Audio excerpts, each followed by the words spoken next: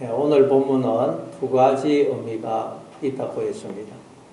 첫째는 하나님이 처음 우리를 지었을 때의 모습이 바로 이러하다는 의미라고 했습니다. 원래 우리 인간은 예언을 하고 환상을 보고 꿈을 꾸는 자로 지음을 받았다는 것입니다. 예언을 하는 자, 예언이란 하나님이 왕이신 하나님 나라의 언어, 천국의 언어를 가리킨다고 했습니다. 다른 사람을 인정하고 칭찬하고 축복하고 살리는 말을 가리킵니다. 그런데 인간들이 반역을 일으켜서 내가 왕인 내 나라, 내 왕국을 건설하고는 모두 다 내 나라의 언어를 사용하더라는 것입니다. 그게 방언이라고 했죠. 방언. 그래서 나라마다 언어가 다르듯이 영적으로 보면 하나님의 시각으로 보면 사람마다 다 언어가 다르다는 것입니다. 같은 겉으로 보면 같은 대한민국 말을 사용하고 있지만 영적으로 보면 다 다른 언어를 사용하고 있다는 것입니다. 그래서 우리가 서로 소통이 안 되고 오해와 갈등과 다툼이 생기는 것입니다. 따라서 우리는 부부 사이에 또는 부모 자녀 사이에 또 다른 이웃 사이에 소통이 안 될 때마다 지금 나나 저 사람이나 다 내 나라의 언어를 사용하고 있구나, 각자의 언어를 사용하고 있구나 하는 것을 알고 예언을 하려고 애써야 하는 것입니다. 즉 상대방을 인정하고 칭찬하고 축복하고 살리는 말을 하려고 애를 써야 됩니다. 그때 하나님 나라가 임하게 된다는 것입니다. 이게 예언입니다. 그리고 또 우리가 하나님을 떠남으로 환상을 보지 못하고 꿈을 잃어버린 자들이 되었다는 것입니다. 그래서 하나님이 다시 우리를 예언을 하고 환상을 보고 꿈을 꾸는 자로 회복시키시겠다는 말씀입니다. 그 중에서 오늘은 이제 환상을 보겠다. 너희의 젊은이들은 환상을 볼 것이다. 라는 말씀에 대해서 살펴보겠습니다. 우리가 예수님을 믿게 되면, 성령이 임하게 되면 우리가 환상을 보게 된다는 말씀입니다. 환상을 본다는 말이 무슨 뜻일까요? 여러분은 다 환상을 보십니까? 예수님을 믿게 되면, 성령이 임하게 되면 환상을 보게 된다는 것입니다. 근데 우리는 이 환상 그러면 꿈도 아니고 현실도 아닌 어떤 이상한 광경으로 그렇게 생각합니다. 좀 뭔가 이상한 걸 우리가 보게 되면 환상을 봤다 그러죠. 근데 오늘 본문에서 말하는 환상이란 그런 환상과는 개념이 조금 다릅니다. 이걸 요엘서 2장 28절을 인용한 것인데 거기 보면 히브리어로 환상이 뭐냐? 하제입니다. 하제. 근데 이건 하제는 바라보다, 응시하다, 주목하다라는 뜻의 하자라는 동사에서 나온 명사형입니다. 그러니까 성령이 임하게 되면 눈이 열리면서 지금까지 보지 못하던 것을 보게 된다는 것. 그래서 이제는 내가 정말 보아야 될 것을 못 보고 있었구나 하는 것을 알게 되고 이제는 항상 그것을 주목하면서 살게 된다는 것. 여러분 예수 믿는 우리들이 늘 주목하면서 살아야 될 게 뭐죠? 지금까지는 눈이 감겨서 그걸 못 봤는데 성령이 임하면 눈이 열려서 그걸 보게 되고 내가 정작 보아야 될 걸 지금까지 못 보고 있었구나 깨닫게 되고 이제는 항상 그것을 주목하면서 살아가게 된다는 거예요. 이게 환상을 본다는 말씀입니다. 여러분 우리가 보아야 할 것, 주목해야 될 게 뭡니까? 고린도후서 4장 18절입니다. 고린도후서 4장 18절 같이 읽습니다. 시작. 우리가 주목하는 것은 보이는 것이 아니요 보이지 않는 것이니 보이는 것은 잠깐이요 보이지 않는 것은 영원함이라. 우리는 지금까지 뭘 봤죠? 눈에 보이는 것. 그게 전부라고 생각하여 그것에만 가치를 두고 그것만 주목하면서 살았어요. 다 우리 그렇게 살지 않았습니까? 돈, 환경, 외적인 조건 이런 것을 주목하면서 살았어요.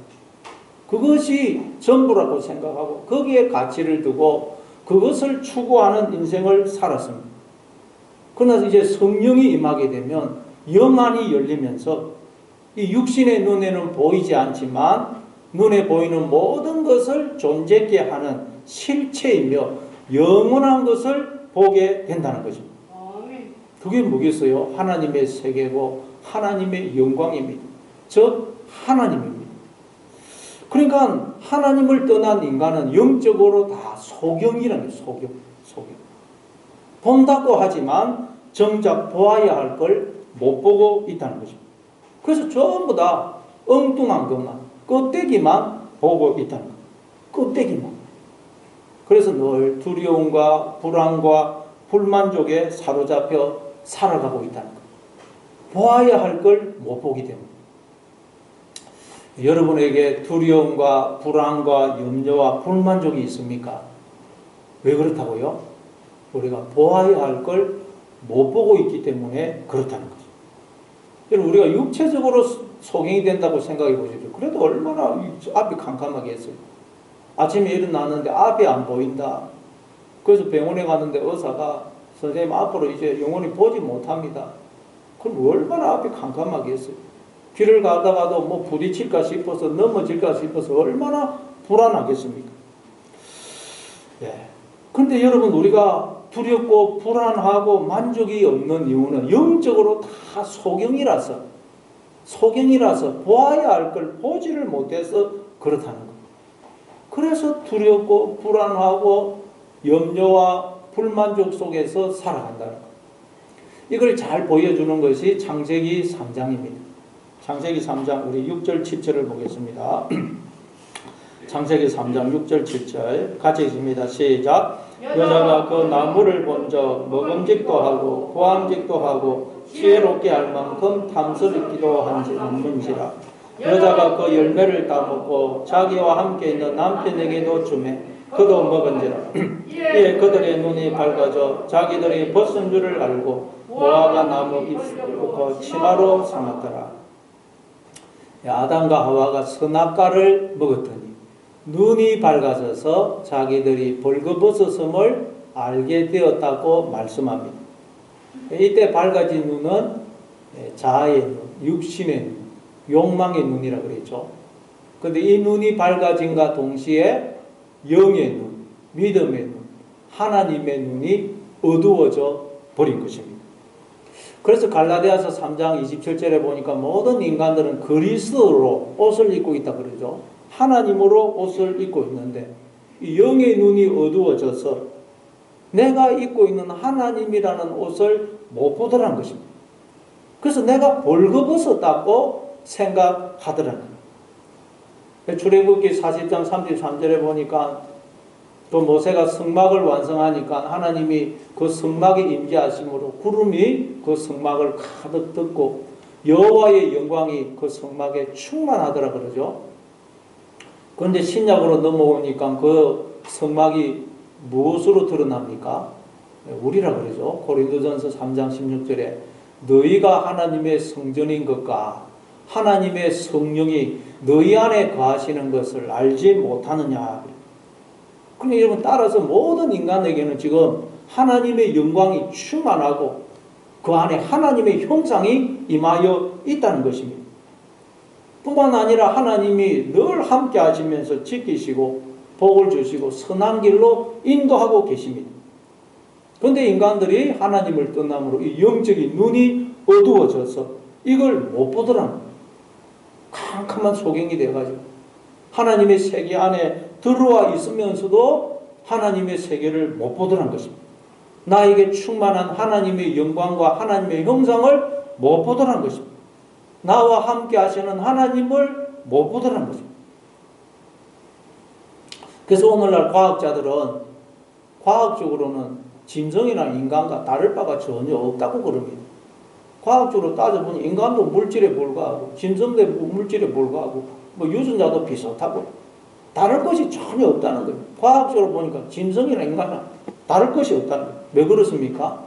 이 영안이 어두워져서 영적으로 소경이라 인간들 속에 있는 하나님의 형상을 못 보기 때문에 그런 것입니다. 그래서 아담과 하와가 무화과 나무 잎사귀로 치마를 만들어서 자신들의 벌거벗음을 가리기 시작하죠. 이 옷이라는 것은 신분, 지위, 정체성을 상징합니다. 원래 우리는 다 하나님을 그리스도로 옷을 입은 자들로 하나님의 자녀고 하나님의 형상이고 하나님의 신부고 하나님의 몸입니다. 그런데 영안이 어두워져서 자신들이 벌거벗었다고 생각하는 인간들이 무화과 나무 잎사귀로 치마를 만들어서 입고는 그것으로 자기를 규정하고 정의하는 거죠. 돈을 좀 벌면 나는 부자다. 뭐 도덕적으로 살면 나는 이렇게 어려운 사람이다. 잘난 사람이다. 그 무화과 나무 잎사귀로 치마를 해 입고는 그것으로 자기를 규정하고 정의하는 것입니다. 그게 진짜 나라고 생각합니다. 그러나 무화과 나무 잎사귀로 된 그 치마는 햇볕이 나서 바짝 쬐면 말라서 부스러집니다. 그건 가짜 옷입니다. 진짜 옷이 아니에요. 그래서 인간들은 무화과 나무 잎사귀로 치마를 만들어서 입고는 이게 진짜 옷이 아니니까 늘 두렵고 불안한 것입니다. 그래서 하나님이 아담아 내가 어디 있느냐 그러니까 아담이 내가 벗었으므로 두려워하여 숨었나이다 그러죠. 무화과 나무 잎사귀로 치마를 입고는 나무 뒤에 숨어가지고 내가 벗었으므로 두려워하여 숨었나이다. 영적으로 소경이 되어서 나와 함께 하시는 하나님을 보지 못하기 때문에 이 세상에 내가 벌거벗은 자로 즉 부모 없는 고아처럼 내던지진 존재로 생각하기 때문에 늘 두렵고 불안한 것입니다. 여러분 벌거벗은 채로 바깥에 나간다고 생각해 보십시오. 얼마나 두렵고 불안하고 부끄럽겠습니까? 인간이 지금 그런 처지가 되어버린 것입니다. 그러나 이제 성령이 임하게 되면 예수님을 믿게 되면 점점 눈이 열리면서 하나님의 세계와 하나님의 영광을 보게 되는 것입니다. 내가 입고 있는 그리스도라는 옷을 보게 됩니다. 하나님이 나와 함께 하시는 것을 보게 되는 것입니다. 그러면 두려울 게 없는 거예요. 그리고 또 누구를 보든지 이제는 그 사람이 입고 있는 그 무화과 나무 잎사귀로 된 치마를 보는 게 아니고 외적인 조건을 보는 게 아니고 그 사람 속에 있는 하나님의 형상을 보게 되는 것입니다. 그래서 복음성가에 보니까 형제의 모습 속에 보이는 하나님 형상 아름다워라. 존귀한 주의 자녀 됐으니 사랑하며 섬기리 그러죠. 누구를 보든지 그 사람 속에 있는 하나님의 형상을 보게 되는 것입니다. 마태복음 우리 한번 25장 14절부터 18절입니다. 마태복음 25장 14절부터 18절 같이 읽습니다. 시작. 또 어떤 사람이 타국에 갈 때 그 종들을 불러 자기 소유를 맡긴 것 같으니 각각 그 재능대로 한 사람에게는 그 5달란트를 한 사람에게는 2달란트를 한 사람에게는 1달란트를 주고 떠났더니 달란트 받은 자는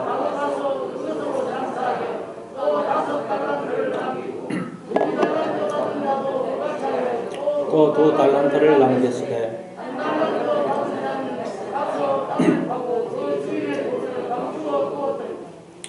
우리가 다 잘 아는 달란트 비유입니다. 원래 달란트라는 것은 이 금을 측량하는 단위입니다. 그래서 1달란트 그러면 금 한 40kg 정도 되는 그런 양입니다. 그러니까 이제 이 달란트에 비유해서 하나님 우리에게 주신 은혜와 복을 설명을 하는 것입니다. 하나님이 재능대로 다 달란트를 다르게 주셨다. 어떤 사람은 재능대로 1달란트, 어떤 사람은 재능대로 2달란트, 어떤 사람은 재능대로 5달란트를 주셨다는 거예요. 근데 우리는 이 본문을 읽을 때마다 마음에 뭔가 좀 만족스럽지 못한 그런 마음이 생깁니다. 자꾸 읽을 때 읽어도 뭔가 감동이 없고 마음에 항복이 안 돼요. 왜냐하면 우리는 대부분 나는 받은 재능이 별로 없다 그렇게 생각하는데 하나님이 또 재능대로 달란트를 주신다고 그러기 때문입니다. 재능이라는 것은 나의 소원이나 의사와 상관없이 주어진 거 아닙니까? 내가 태어날 때 하나님이 주신 거 아니에요. 근데 나는 별로 받은 재능도 없는데 그 재능에 따라 또 달란트를 나누어 주신다고 그러니까 아니 너무 불공평하다. 나는 받은 재능도 별로 없는데 달란트까지 적게 주시다니 너무하다. 그런 생각이 드는 것입니다.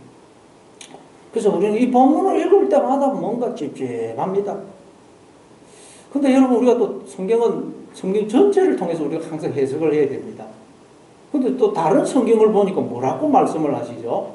다른 성경 다른 부분을 보니까 에베소서 1장 3절입니다.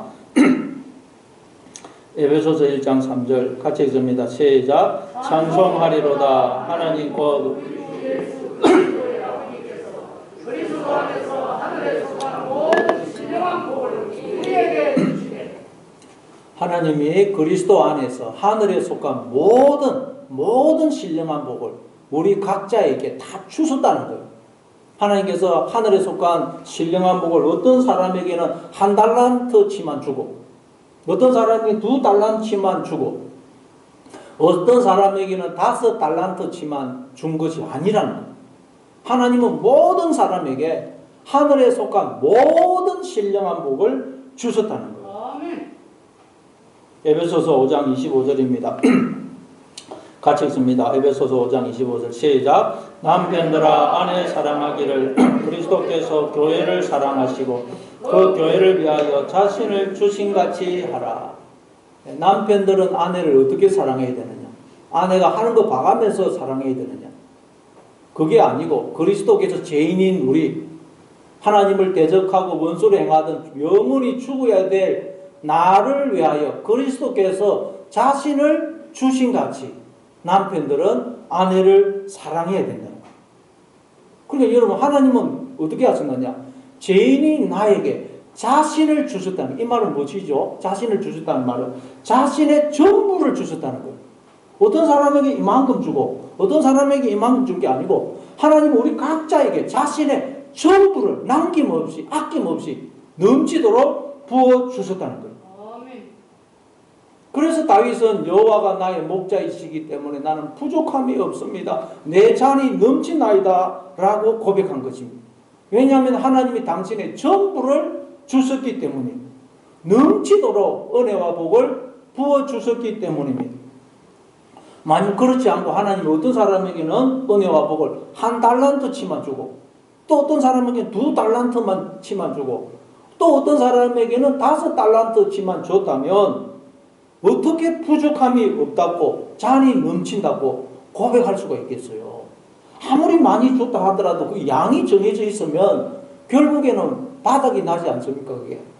그러면 부족함이 없다고 잔이 넘친다고 고백할 수가 없습니다. 그러니까 다윗이 부족함이 없습니다. 잔이 넘칩니다. 그렇게 고백한 것은 하나님이 자신의 전부를 넘치도록 아낌없이 제한 없이 주고 계시다는 말씀이에요. 그럼 하나님이 재능대로 어떤 사람에게는 1달란트를 주고 또 어떤 사람에게는 2달란트를 주고 또 어떤 사람에게는 5달란트를 줬다는 이 말은 도대체 무슨 뜻일까요? 다른 성경하고 비교를 하면 이게 잘 말이 안 맞아요. 그래서 여기서 여러분 재능이라는 말이 나오는데 재능이 헬라어로 디나미스입니다. 디나미스.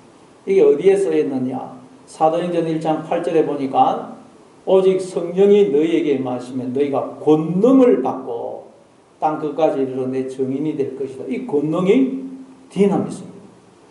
그러니까 이 재능이라는 것은 우리가 태어날 때부터 가지고 온 고정된 것이 아니고 우리가 얼마나 성령 충만하냐, 성령의 다스림을 받느냐, 얼마나 우리가 말씀에 따라 생각과 말과 행동을 바꾸느냐에 따라서 달라지는 재능, 능력이라는 거예요.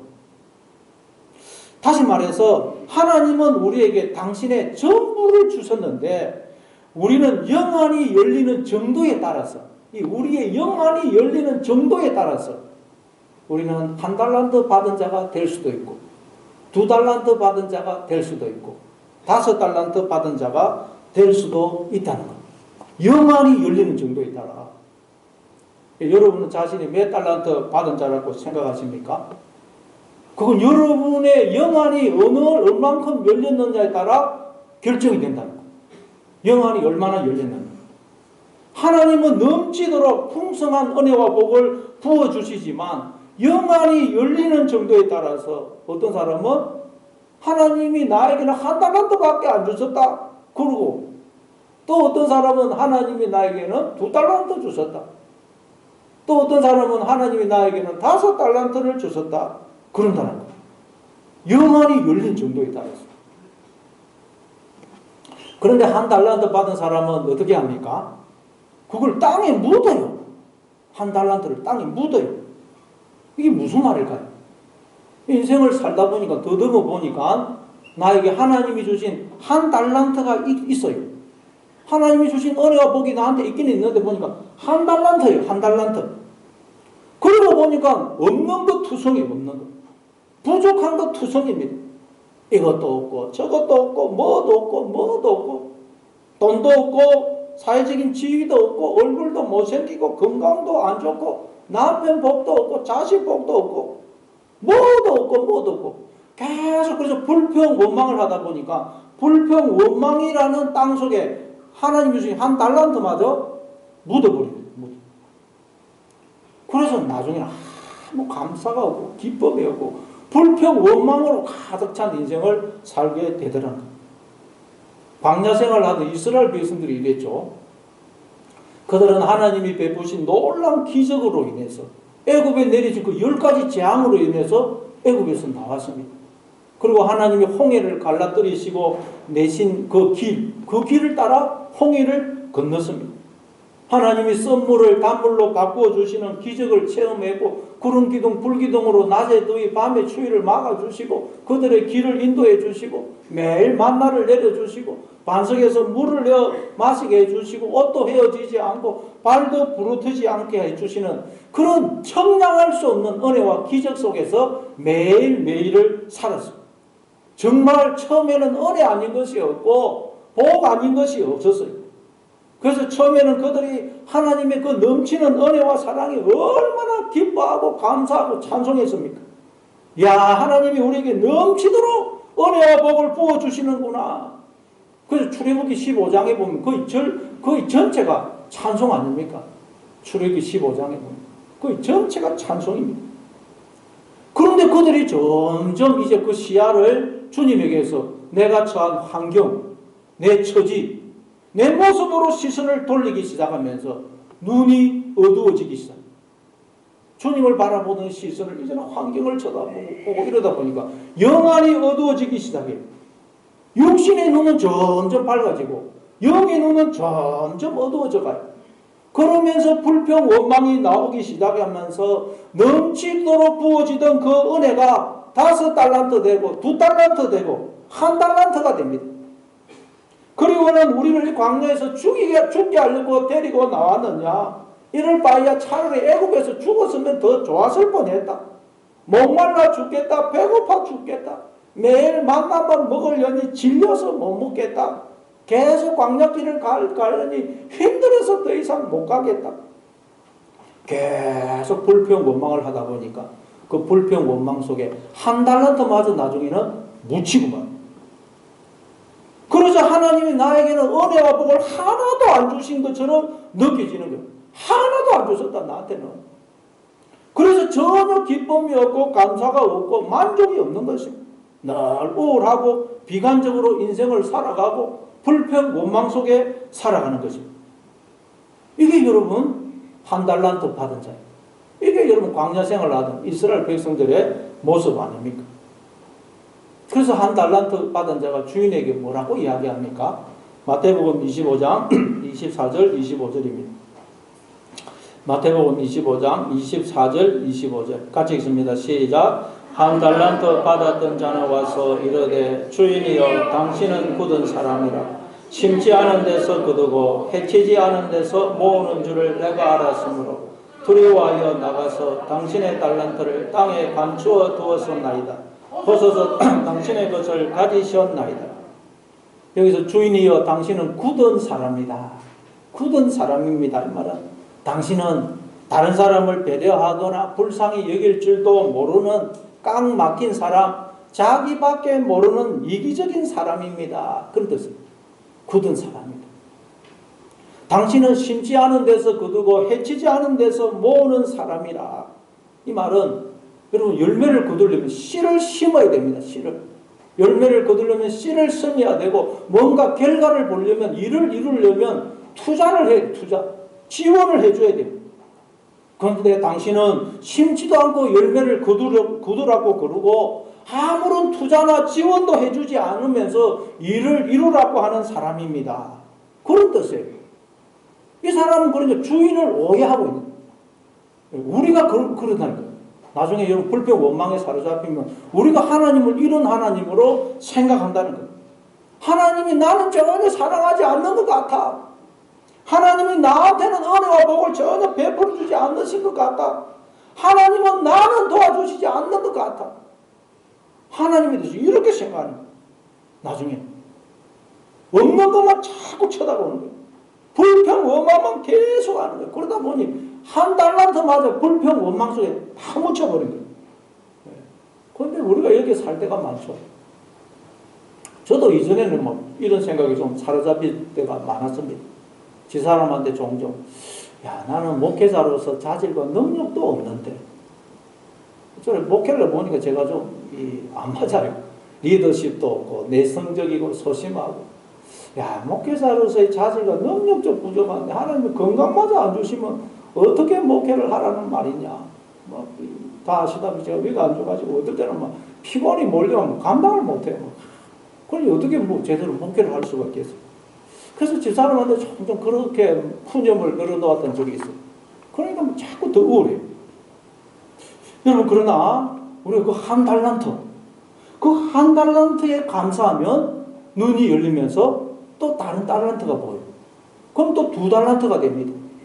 또 거기에 감사하면 또 눈이 열리면서 또 다른 달란트가 보이면서 다섯 달란트가 되고 그리고 또 감사하면 그게 10달란트, 100달란트, 1000달란트가 되고 나중에는 하나님이 저의 목자이시기에 저는 부족함이 없습니다. 제 잔이 넘칩니다. 하나님의 은혜가 제게 족합니다. 라고 고백하게 된다는 거예요. 아멘. 이게 환상을 본다는 거죠. 환상을 본다. 이 환상을 보십니까? 그래서 요즘 보면 매일 감사 노트에다가 감사 제목을 기록하는 분들이 있죠. 노트에다가 매일 감사 제목을 기록하는. 처음에는 10개도 못 적어요. 그냥 생각이 안 납니다. 그런데 계속 생각이 쥐어짜서 10개 적고 그 다음 그러다 보면 또 20개도 적고 나중에는 50개 100개 심지어 1000개까지 적는다고요. 1000개까지 적다 보니까 자꾸 눈이 열려가지고 하나님이 나에게 주신 은혜가 넘치는 것을 알게 되는 거예요. 알고 봤더니 은혜 아닌 게 없어요. 복 아닌 게 없어요. 하나님의 사랑의 손길 아닌 것이 없더라는 거예요. 그렇지만 또 우리에게는 사실 결핍, 연약함, 부족한 부분이 있는 것도 사실입니다. 다 부족함이 있습니다. 그 청년 목회를 하시는 어떤 목사님이 말해야 하니까 그분은 이제 청년 목회를 하면서 서울에서 수많은 청년들을 만나봤어요. 그래서 그거 들어보니까 저 청년은 결핍이 없겠다. 뭐 연약한 부족함이 없겠다. 좋은 집안에서 자라나가지고 좋은 대학 나오고 좋은 데 취직해가지고 저 청년은 결핍이 없겠다. 그렇게 생각하는데 가까이서 보니까 그 수많은 청년 중에 결핍 없는 청년이 없고 연약함과 부족함이 부분이 없는 청년이 없더라고요. 이게 인간입니다. 모든 인간들에게는 다 결핍이 있고 연약함이 있고 부족한 부분이 있습니다. 그러면 여러분 이건 우리가 어떻게 이해를 해야 되느냐? 이건 어떻게 해야 되느냐? 그래서 고린도후서 16장에 보면 사도 바울에게도 몸에 가시가 있었다 그러죠. 가시. 그게 서콜로스인데 긴 쇠꼬창이라는 뜻이에요. 그럼 긴 쇠꼬창이가 몸에 탁 박혀 있으니 움직일 때마다 찌르고 그럼 제대로 움직이도 못하고 숨도 제대로 쉴 수가 없어요. 얼마나 고통스럽겠어요. 그래서 사도 바울이 하나님께 이걸 좀 제거해달라고 3번이나 기도했더니 하나님이 뭐라고 응답을 하십니까? 고린도후서 12장 9절 10절 고린도후서 12장 9절 10절 같이 읽습니다. 시작. 나에게 이르시기를 내 은혜가 내게 족하도다. 이는 내 능력이 약한 데서 온전하여 짐이라 하신지라. 그러므로 도리어 크게 기뻐함으로 나의 여러 약한 것들에 자랑하리라. 이는 그리스도의 능력이 내게 머물게 하려 함이라. 그러므로 내가 그리스도를 위하여 약한 것들과 능력과 공핍과 박해와 공고를 기뻐하노라. 이는 내가 약한 그때에 강함이라. 하나님의 아멘. 너에게 있는 그 약함, 그 약함이 나의 능력이 너에게 머물게 하는 통로라는 것. 우리에게 있는 그 결핍, 약함, 부족한 부분이 하나님의 은혜와 능력이 우리에게 머물게 하는 통로라는 것. 통로, 여러분. 은혜의 통로. 그렇지 않습니까? 그 약함 때문에 우리는 주님을 바라봅니다. 그 결핍 때문에 우리는 주님을 붙들고 그 결핍 때문에 주님을 의지하는 거예요. 결핍이 없고 약함이 없는데 왜 우리가 주님을 붙들겠어요? 다시 말해 여러분, 우리는 이 약함 때문에 영안이 열리게 된다. 약함. 약함이 없으면 여러분 주님을 바라보지 않고 그러면 영안이 열리지 않는다는 거예요. 사실은 약함 때문에 영안이 열린다는 거예요. 그러니까 이 말은 우리가 영안이 열리기 위해서는 연단의 과정이 필요하다는 거예요. 연단의 과정. 그래서 오늘 본문에 보면 젊은이들은 환상을 볼 것이요. 그렇게 말씀합니다. 젊었을 때는 아직 인생의 깊은 것을 잘 모릅니다. 눈에 보이는 것만 쳐다보지 인생의 깊은 걸 잘 몰라요. 그러나 우리가 인생을 살아보고 나이가 들면 이제는 이전에 보지 못하던 걸 보게 되죠. 인생의 깊은 것을 보게 됩니다. 그러니까 우리가 예수를 믿게 되면 처음에는 젊은이와 같다는 거예요. 젊은이. 그래서 아직 보아야 할 걸 못 본다는 거예요. 예수를 믿어도 처음 믿으면 아직 젊은이와 같아요. 그렇지만 우리가 앞으로 많은 연단의 과정을 통과하게 되면 이제 영안이 열려서 보아야 할 걸 보게 된다. 요한복음 9장 6절부터 7절입니다. 요한복음 9장 6절 7절 같이 읽습니다. 시작. 이 말씀을 하시고 땅에 침을 뱉어 진흙을 이겨 그의 눈에 바르시고 이르 실로암 못에 가서 씻으라 하시니 실로암은 번역하면 보냄을 받았다는 뜻이라. 이에 가서 씻고 밝은 눈으로 왔더라. 예수님이 날 때부터 맹인으로 태어난 사람을 이제 고치시는 장면입니다. 근데 어떻게 고치시느냐? 땅에다가 침을 뱉어가지고 그걸 이겨서 진흙을 만들어서 눈에 발라줘요. 아니 소경으로 태어난 것도 억울하고 서러운데 더럽게 그냥 침을 땅에 발라가지고 침을 땅에 뱉어가지고 진흙을 내가 눈에 발라요. 왜 하나님 예수님 이렇게 하실까요? 예수님이 우리의 이 영적인 실체를 드러내어 보여주시는 거예요. 그러니까 왜 우리가 지금 영안이 어두워졌느냐, 소경이 되었느냐, 흙이, 먼지가 우리의 눈에 쌓여서 그렇다는 거예요. 그런데 우리가 그 먼지를 씻어내지를 않아서 계속 눈에 먼지가 쌓이고 쌓였을 뿐만 아니라 우리의 그 정욕이라는 욕망이라는 침이 그것과 버무려져 가지고 그 흙이 진흙처럼 단단해져 가지고 우리의 눈을 가리고 있다는 거예요. 그래서 지금 우리가 다 소경이라는 거예요. 소경 여러분. 먼지가 쌓이고 그게 그냥 진흙처럼 단단하게 돼가지고 못 보고 있다. 못 보고. 여러분 우리의 이 눈, 육신의 눈도 여러분 그냥 가만히 있으면 안 됩니다. 계속 이렇게 눈꺼풀이 이렇게 다 깜빡이면서 이 먼지를 씻어내고 수분을 공급해가지고 눈을 촉촉하게 해줍니다. 하루에 이 15,000번 정도 눈을 깜빡인다거든요. 계속 깜빡여가지고 먼지를 씻어내고 수분을 공급을 해가지고 그래서 우리가 지금 이렇게 볼 수가 있는 거예요. 안 그러면 여러분이 눈 보지 못해요. 전에 어느 날 제가 바깥에 나가니까 시야가 뽀얘요. 야, 오늘 미세먼지가 많이 끼인 모양이다. 그리고 서재에 와서 책을 보려고 하는데 여전히 사물이 뽀얘요. 야, 나이가 드니까 시력이 나빠지는 모양이다. 그리고 안경을 벗었는데 보니까 안경에 먼지가 뽀얗게 쌓여있어요. 예. 안경도 닦지 않으면 먼지가 쌓입니다. 계속 닦아야 돼요. 안경 먼지 쌓인 것도 모르고 그냥 쓰고 있으면 뭐 세상이 부옇게 보입니다. 그런데 우리의 이 영혼의 눈도 마찬가지입니다. 영혼의 눈도. 가만히 있으면 먼지가 계속 끼인다는 거예요. 그런데 그걸 씻어내지 않으면 그게 먼지가 쌓이고 뿐만 아니라 그 욕망이라는 침과 섞여가지고 그것이 단단한 진흙같이 떠가지고 우리의 눈을 가리게 된다는 거예요. 그래서 다 영적으로 소경이 돼가지고 보아야 할 걸 보지 못하고 있는 거예요. 하나님이 베풀어 주시는 그 청량할 수 없는 은혜와 복을 보지 못하니 어떻게 기쁨과 감사와 찬송이 있을 수가 있겠습니까? 그러나 여러분 감사한 것은 아무리 그 진흙, 흙은 진흙같이 단단하게 굳어 있다 할지라도 물에 담그면 금방 풀어져요. 아무리 흙은 뭐 단단해도 물에 담그면 금세 풀어집니다. 그러니 씻으면 된다는 거예요. 그래서 예수님이 실로암 못에 가서 씻으라 하는 거예요. 아무리 단단해도 못에 가서 씻으면 된다는 거예요. 씻으면. 실로암은 그 예루살렘 성 바깥에 있는 기온샘에서 땅 밑으로 수로를 파가지고 물을 성 안으로 끌어들이는 그 샘이 실로암입니다. 보냄을 받았다는 뜻이에요. 보냄을 받았다. 그럼 우리는 어디로 보냄을 받았을까요? 그 실로암은 땅 밑으로 물을 끌어들이기 때문에 지대가 굉장히 낮습니다. 우리는 낮은 곳으로 내려가야 됩니다. 어딜까요? 골고다입니다.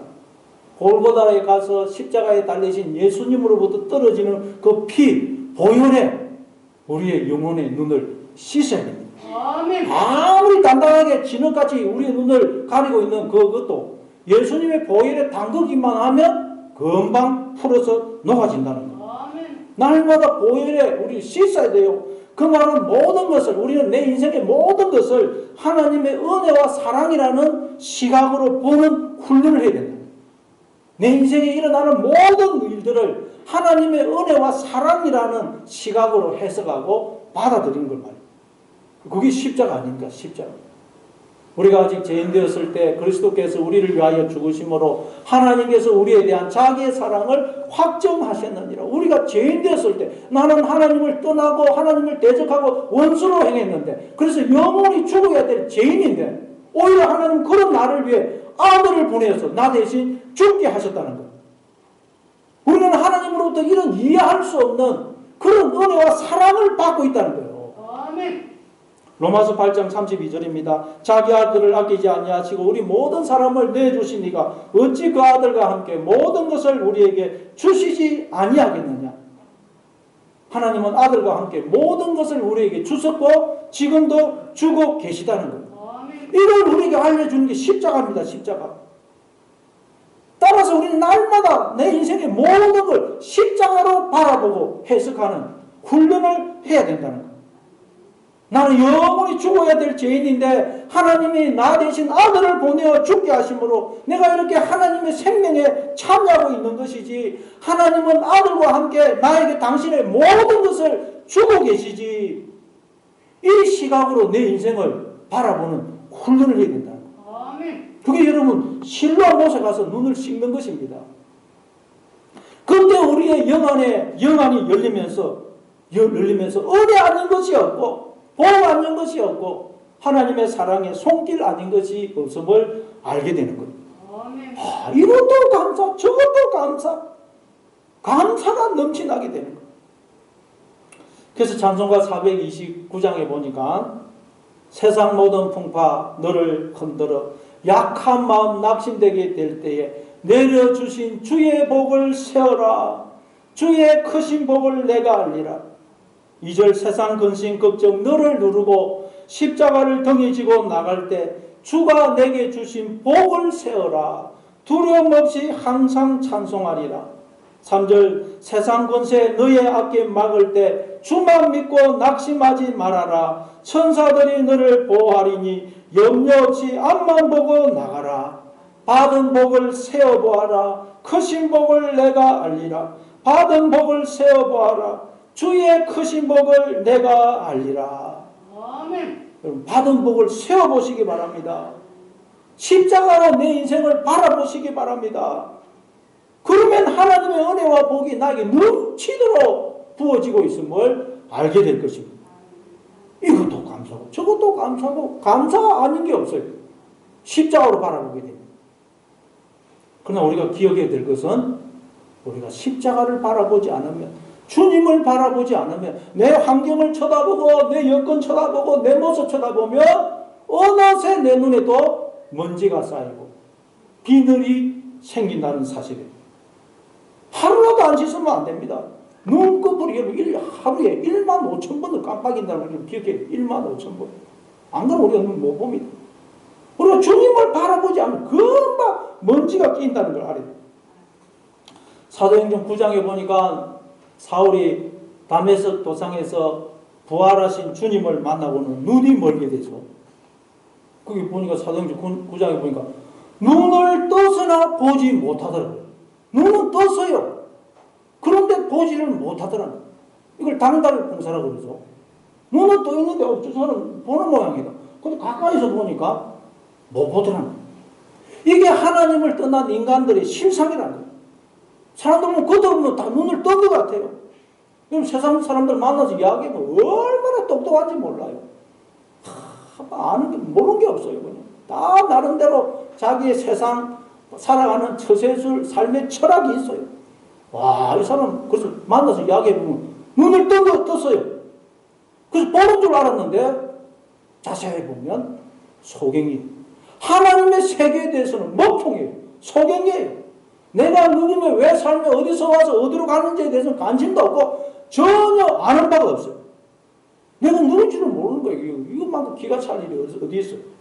그래서 처음에는 저 사람이 눈을 떠서 야, 보는 모양이다 생각했는데 대화를 나누다 보면 야, 이 사람이 눈은 떠서나 소경이구나, 당달봉사구나 하는 걸 알게 됩니다.